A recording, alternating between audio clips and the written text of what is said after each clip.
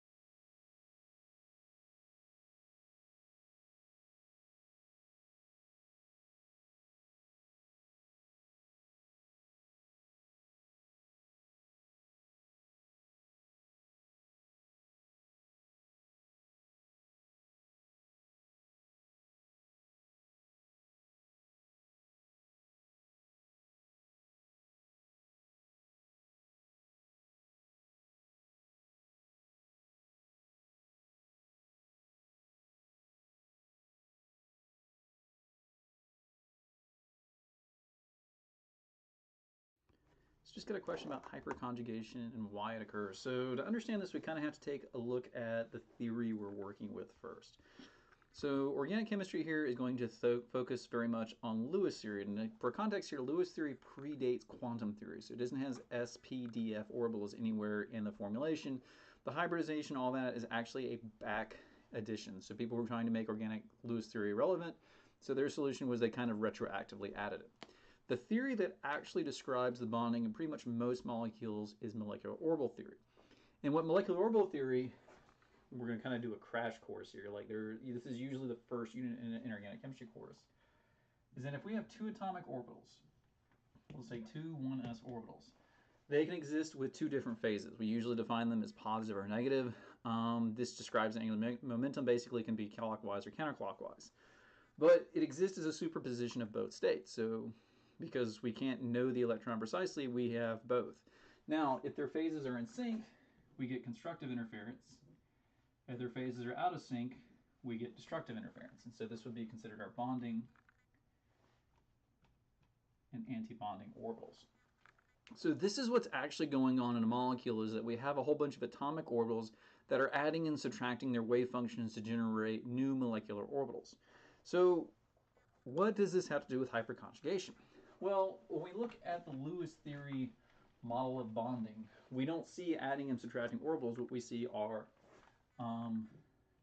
sigma and pi bonds. And again, the sigma and pi bond formulation is kind of a way of trying to add molecular orbital theory back to what's going on. It doesn't really work, which is why it gets really confusing. So what we're going to do here is we're going to try to approximate molecular orbital theory. So if we just had this molecule as is, and we would draw, what we would say is that we've got three carbon atoms, and this is just a plain propylene molecule. The pi bond here is formed by two p orbitals that when they're in phase, they create this double bond. And when we put the electrons from each p orbital in, that's where this bond comes from. Now we can also have them out of phase, and this will create the antibonding orbital, which doesn't show up on the diagram. It doesn't really impact the molecule because there's no electrons in the antibonding orbital to make it fall apart. But what creates this pi bond is that these two are in the same phase. They have the right symmetry, and so their wave functions can add together, and what we end up getting is this kind of this pi blob. Now, if we throw a carbocation on here, we have another p orbital here, but the p orbital here is vacant. There's no electrons in it. So each of these p orbitals contain two electrons, or one electron. They add together, and if we were to draw the orbitals, we'd have the bonding. It looks like that, and the antibonding.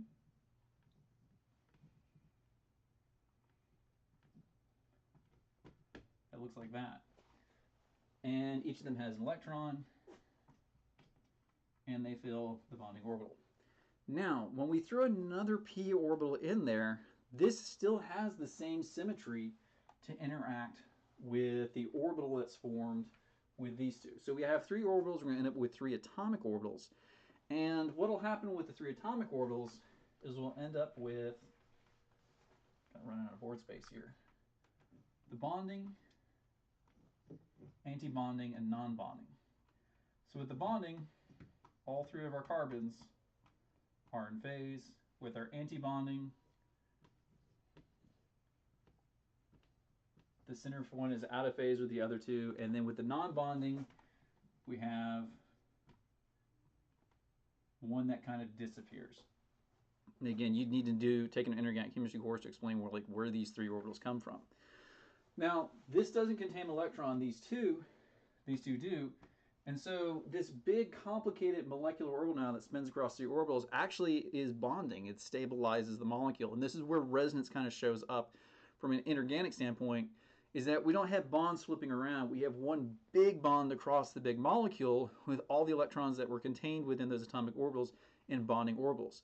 So we have one continuous bond now that contains electrons, and this is where our hyperconjugation comes from. We have a whole bunch of p orbitals all adjacent to each other, all in phase with each other, sharing their electrons, allowing the electrons to move back and forth. And again, the way we would describe this with Lewis theory is we would say the bond is resonating. Now, is resonance real? No. What's really happening is molecular orbital theory, and that's why it looks like a weighted average, is because molecular orbital theory is going to predict that it's a weighted average. So this is where your hyperconjugation comes from an atomic molecular orbital theory model, which again isn't covered by Lewis theory. It's kind of, people try to retroactively add it, but the MO theory is a better way to see it. Is that really what we're doing is we're generating a whole bunch of conjugated p orbitals that can bond with each other, form bonds with each other, and they end up forming these long extended molecular orbitals that cover long expanses of the molecules, allowing them to share like these carbocations and allowing them to kind of like allowing the electrons to move around. Now you may ask, if it's a big bond, why does the carbocation always act like it's on one or the other? It's this non-bonding orbital here. It tends to alternate. It tends to drop out the every other p orbital. So I don't have a good way to draw it on this board, but what you would always see is that there's always this like non-bonding orbital that, because this has electrons and it can accept, the non-bonding orbital is every other. It's going to look like every other carbon can have the carbocation on it because the gigantic molecular orbital we're forming, the non-bonding one has an active p orbital on every other one. So hopefully that kind of answers your question. It is a big chunk to take out of, and again, it's not typically covered under Lewis theory because Lewis theory predates the molecular orbitals. We need to actually kind of do this type of discussion.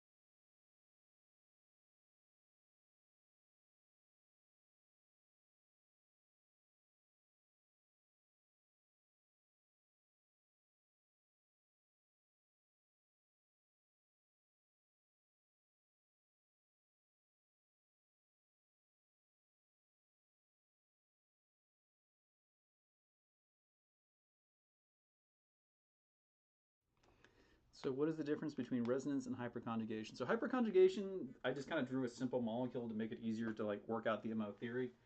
Hyperconjugation is going to be a lot of conjugated pi bonds and p orbitals.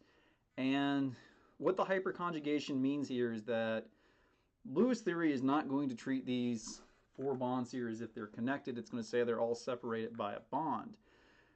But that's not what happens. If we look at the molecule, all of these electrons are connected. And this is why conjugated dienes, polyenes, aromatic systems are so important, is that these double bonds are actually coordinating with each other. And again, if we draw the big molecular orbital theory here, we're just going to see a whole bunch of p orbitals connected to each other and our bonding orbitals.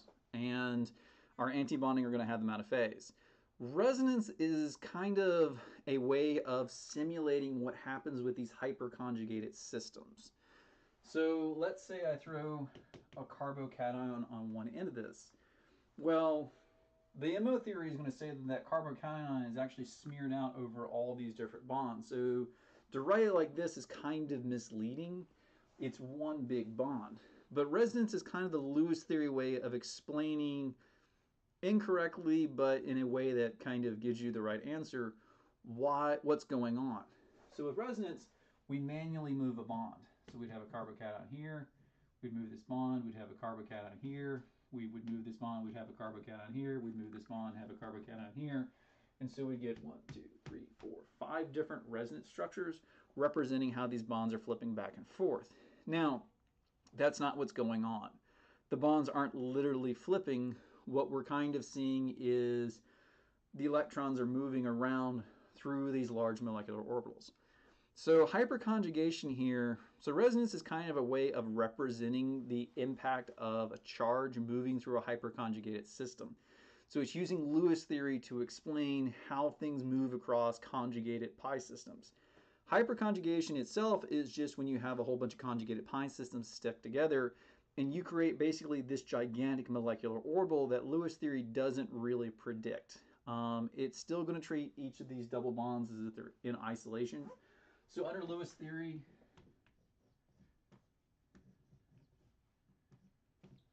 these two tuple bonds look the same, but you should know or maybe you know that conjugated dienes act differently than unconjugated dienes. So we would say reaction wise, this acts different than this, even though Lewis theory doesn't make that prediction. So kind of hopefully that helps. Again, hyperconjugation is just the state of having a whole bunch of conjugated pi bonds.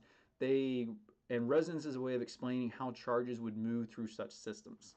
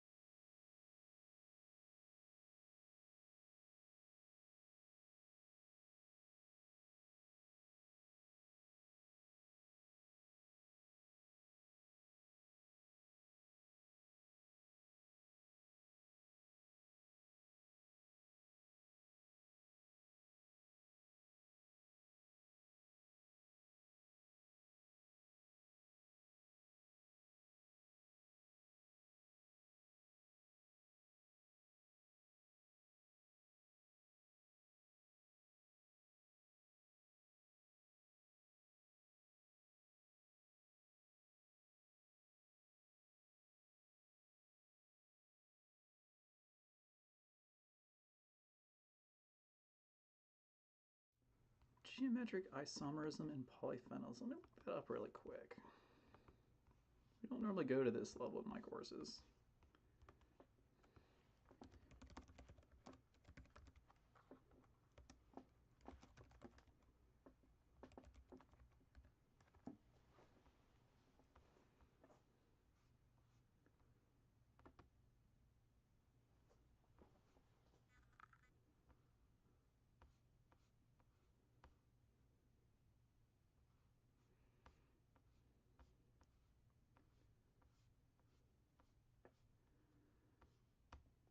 So I'm guessing you're asking actually about much more. So just geometric isomers are when you have different stereoisomers.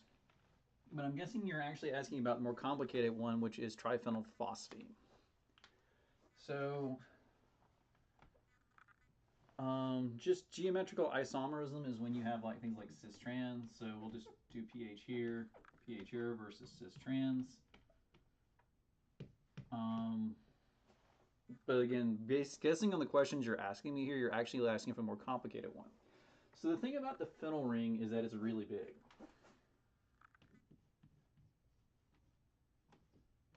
So if we draw triphenylphosphine, and we look at it as is, we would say that this is not a chiral molecule.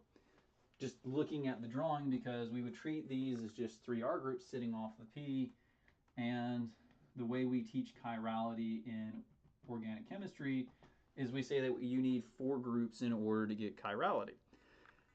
And even then, if you had 4 groups around this phosphine ring, they would need to be 4 different groups. So why is triphenylphosphine actually chiral? Well, these phenyl rings, I've drawn them here, but this really isn't accurate as to what it looks like. What it really looks like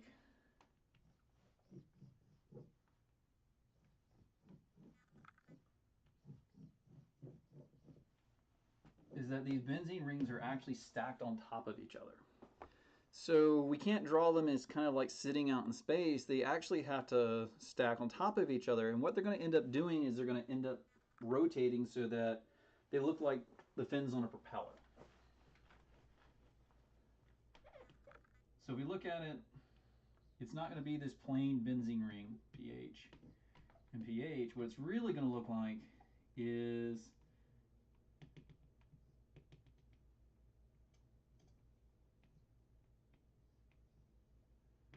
kind of tilted.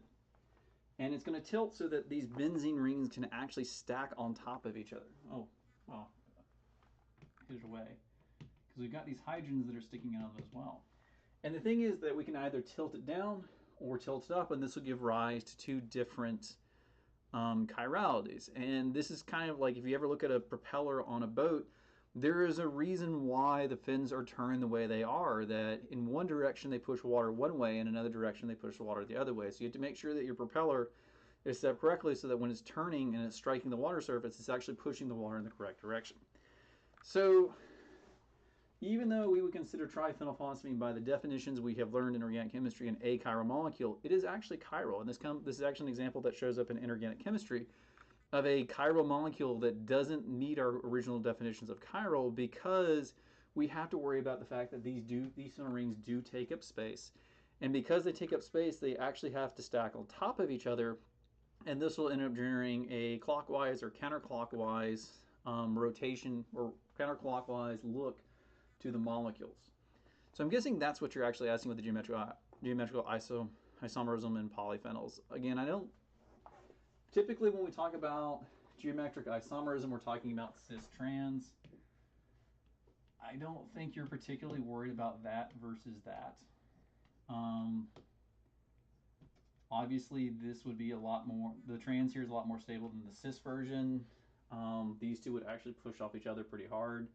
But if you're worried about like actual, like this is where organic chemistry begins to struggle to explain things, triphenylphosphine, these polyphenols groups, when you kind of get these corkscrew shapes, it does kind of matter. You can even get this, I think you can get this with triphenylmethane.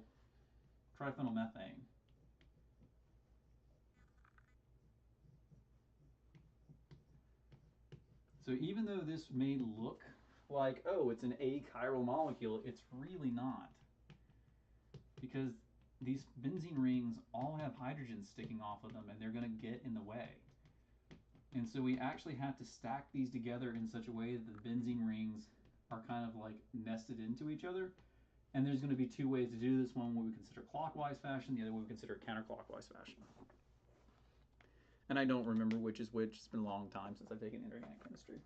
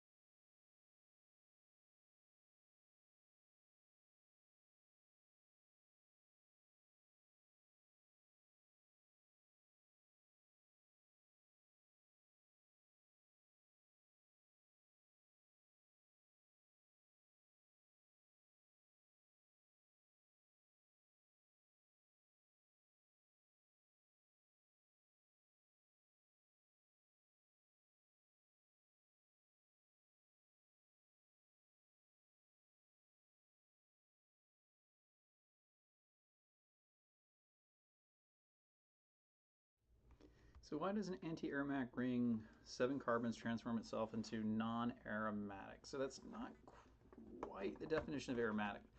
So with aromatic, we need 3 conditions. It needs to be a ring, it needs to be conjugated system, and it needs to be meet the 4n plus 2 rule. So we can have a 7-membered ring that meets that aromatic requirement. 1, 2, 3, 4, 5, 6, 7.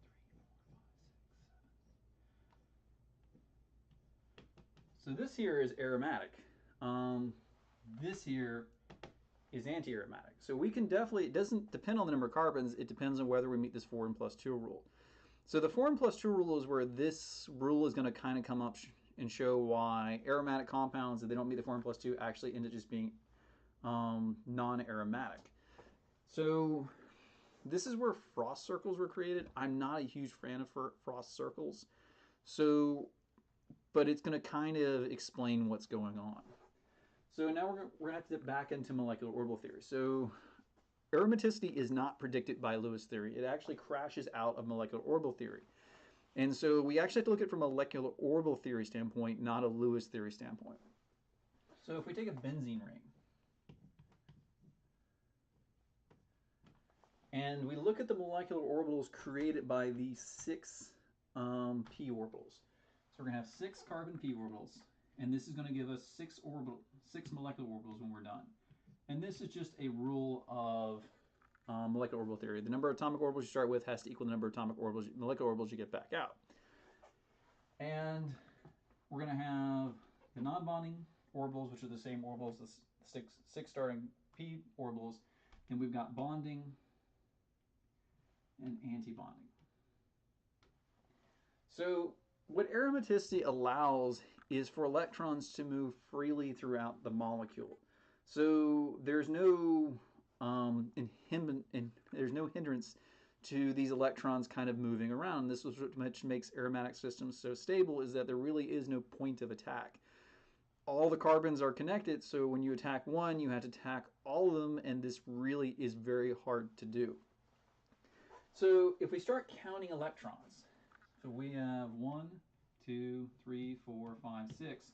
All of our electrons end up being in bonding orbitals, and these bonding orbitals are all connected. So they allow the free flow of electrons. For a system to be aromatic, though, we can't have any electrons that are in anti-bonding, because keep in mind, all 6 electrons are connected here. So if we expand our picture out to 7 carbons, our extra p orbital here is going to show up in the non-bonding orbital. So as long as we don't have any electrons in this p orbital, we don't put anything in the non-bonding orbital. But once we put a lone pair on here, now we have 2 electrons existing in a non-bonding orbital. Well, this non-bonding orbital doesn't connect to the rest of the molecule. It's an isolated set of electrons. It's non-bonding, which means it doesn't participate in molecular orbitals. Well, that's a problem, because we need all the electrons in our aromatic system to be in bonding orbitals, because this allows them to move freely throughout the molecule. And this is actually, so this idea of electrons being able to freely move, this is going to give rise to band gap theory in inorganic chemistry. So yeah, this is like way above organic chemistry. And you're just going to have to kind of take my word for like where these bonding and non-bonding and anti-bonding orbitals end up. Again, organic chemistry is going to explain this a lot better. But what happens with this 4n plus 2 rule versus 4n plus, well, I guess you just do the 4n rule. With 4n plus 2, we are all, because we always can get 2 electron, well, I don't want to say this. This is a pattern that pops up when you try to work this out. And the pattern works out that if you end up with a conjugated system using p orbitals or pi bonds, which are still p orbitals, or using lone pairs, which are still contained in p orbitals, if you have 4n plus 2, you're always guaranteed to get all your electrons in bonding orbitals. If you meet the 4n rule, what ends up happening is that you have electrons in non-bonding orbitals.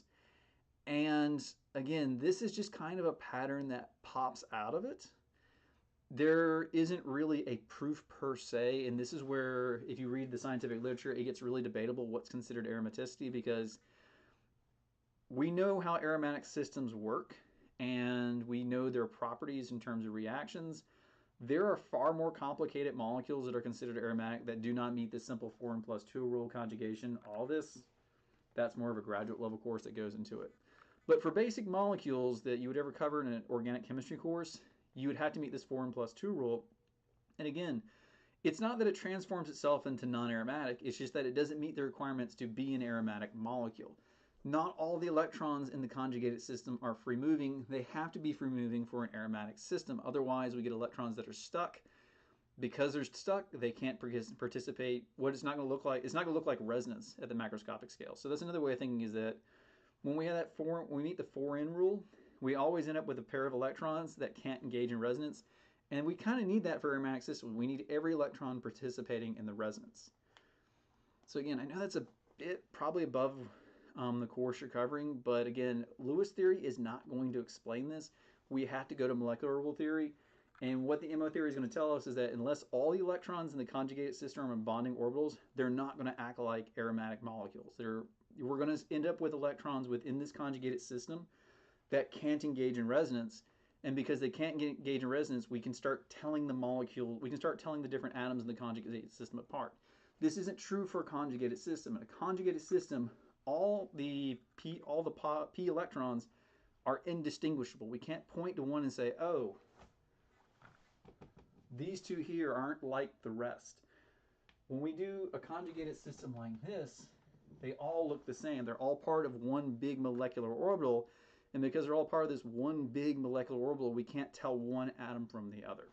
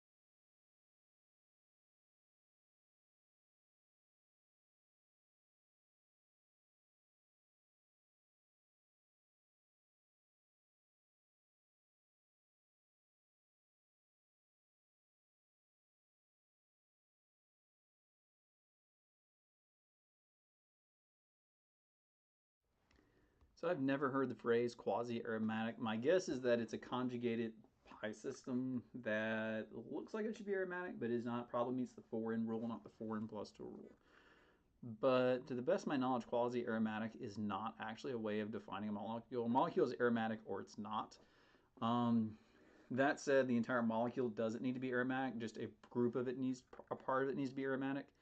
So if you have a benzene ring that's part of a bigger molecule, it would still be considered an aromatic molecule because it would engage in aromatic reactions. But again, I've never heard the expression quasi-aromatic. My guess is that it is kind of a conjugated pi system that doesn't quite meet our requirements.